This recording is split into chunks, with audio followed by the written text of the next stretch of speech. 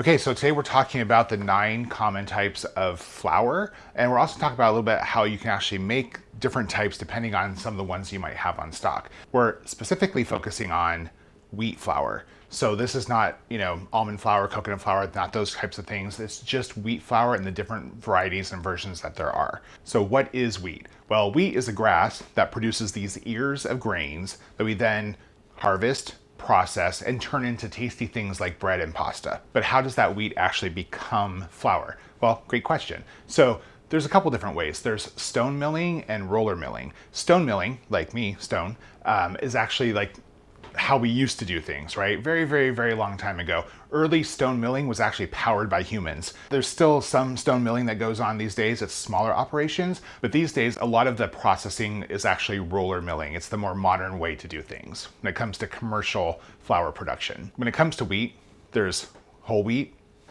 What's she doing?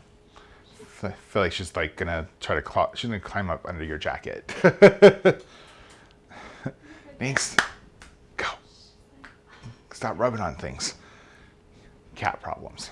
So after flour has been milled, it really kind of comes down to 2 different types that we're sort of used to in the store. There's whole wheat flour and then white flour. So what does that mean? Wheat has the bran, it has the germ, and then it has the endosperm. Those are the 3 components of wheat. So with white flour, the bran and the germ are removed and it's just processing that endosperm. So whole wheat flour, one of the differences is that it has everything from the wheat seed, right? So when that's all ground up, that means all the oils that are in that bran and in that germ are also in the flour, and those oils are the things that go rancid fast. So whole wheat flour doesn't last as long on the shelf or in the pantry as white flour for that reason. And while white flour does last longer, the flip side of that is it actually has fewer nutrients and a much more milder flavor. Before I get into the different types, I just want to give you all the information so when you're browsing the flour section, you know what these different terms means. So we discussed wheat flour and white flour. Now we're going to talk about bleached versus unbleached. And I just want you to have an understanding of these terms for when you're perusing the flour aisle at the grocery store. So bleached flour is bleached with chlorine or benzoyl peroxide, the same stuff that's in Zit cream. So, ew. Ew, David, right? Unbleached flour is not. The advantage of bleached flour is that it absorbs liquids a lot easier. It's a lot easier to work with and it has a much nicer rise. So just those are some of the pros and cons, that you can decide for yourself when you're grocery shopping. Okay, so now we're gonna jump into the 9 common types of flours. Like I said, I'm focusing on common types here that you can find readily available in the US. If you're looking for something that's maybe not readily available, try Grinder Finder. You can find different flours there for, the non-common stuff. Not to be confused with Grinder, the app. You will find something completely different on that. So one of the things that's really important when it comes to flour is protein. And why is it important? Well, I'll get into that right after this. Okay, so why is protein important when it comes to flour? Well, more protein, usually translates into more gluten potential. So the more gluten in there, that's what provides that structure for a lot of different baked items. So if you have a lot of gluten, you want a lot of protein, but more protein doesn't necessarily mean better. It depends on what you're making. If you're making a cake versus making dinner rolls, you don't necessarily want just more protein, you want the appropriate flour. So what is the appropriate flour? Well, let's get into those 9 common types right now. So first up we have all-purpose flour. So all-purpose flour has between 9% and 12% protein. It's a really great, as it in the name, all-purpose flour. It's great for pizza, it's great for doughs, breads, whatever you want to use it for, you can use all-purpose flour for. The only recommendation I have for all-purpose flour is no matter what, when you're using it, make sure you sift it really well before you actually measure it and use it in a recipe. Next up is whole wheat flour. As I mentioned, this is the bran, the germ, the endosperm, it's all ground up in there. It's really nutritious. It has a protein percentage of between 11 and 15%. It's really great for crackers or carrot cake. Those are some of the great things you can make with whole wheat flour. One of the things you can do with whole wheat flour is you can mix it with all-purpose flour when you're making bread. It's a nice way to kind of get more of those nutrients in there, but maybe not have as a dense bread. Just to really confuse the hell out of you, there's also white whole wheat flour, which has a protein content of about 13%. It has a little bit more nutrition in there and it's a little bit lighter than just basic whole wheat flour, but also really good. Next up, we have bread flour. So bread flour has the highest protein content of all the flours. It's between 12 and 14%. It's that high protein content, like I mentioned, that has high gluten potential. That's what gives us those really chewy, tasty things. It's wonderful for dinner rolls.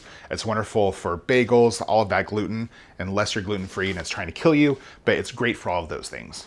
So next up is cake flour. It's the opposite of wheat flour. It has a lot of starch. It's low in protein. It has about 7 to 8% in protein, one of the lowest proteins of a flour that you can get. And it's that starch and that low protein that makes cakes nice and moist and delicious and light and airy. So that's the benefit of cake flour. Now you can get cake flour in bleached or unbleached, just like people's apples. And the bleached part is what really allows that flour to absorb a lot of liquid and sugar. So if you're looking for cake flour, go for the bleached kind. You might see out there that you can actually make cake flour by just adding a little bit of cornstarch to regular flour. I'm just gonna say this right now, don't. Okay, don't. Next up is self-rising flour. It's low in protein, about 7 to 8%, but it also has baking soda and salt in it, so it's ready to go. This is pretty much biscuit flour. It's great for making biscuits, and that's actually kind of how it came to be. But if you don't have self-rising flour and you want to make your own, you actually can.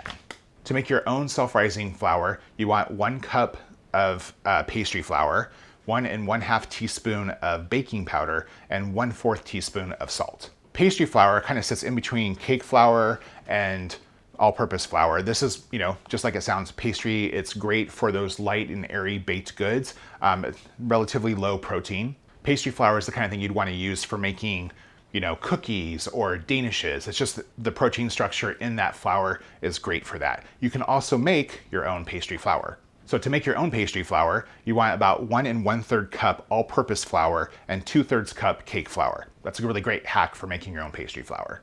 Next up is instant flour. Instant flour is the Campbell soup of flours. It came out around the same time too. It's a low protein flour. It's between 9 and 11%. It's cooked and then milled and ground down to be super, super fine. So it's really set up for like thickening things. This is the thing that you want to use to thicken your gravy or thicken a sauce. It's also great for breading because of how fine the powder is. Next up, we have 00 flour or doppio zero flour. It's just like it sounds, it's Italian. It has a great protein amount. It's 11 to 13% protein. This is the kind of flour that you want to use for making pizza dough, those like really delicious chewy pizza crust that you like. They come from this. So pasta, pizza, it's really great for that. I wouldn't use it for bread. It's just the way it's formulated, if you will. It's not gonna it doesn't have like a really great rise for bread, but delicious, delicious pizza dough.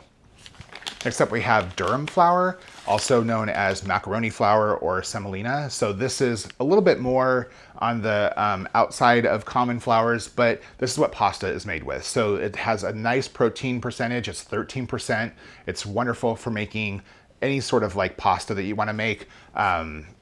Just nice and chewy. I actually will use semolina and mix it with all-purpose flour when I make my pizza dough because I just really like the chewiness that it adds. A really, really great flour. This is your pasta flour. So how to store flour, right? So if you have these flours that you've purchased, the more processed the flour is, the longer it's gonna last. So all-purpose flour will keep in an airtight container. You wanna put it in an airtight container once you open the bag, dark, cool, dry place.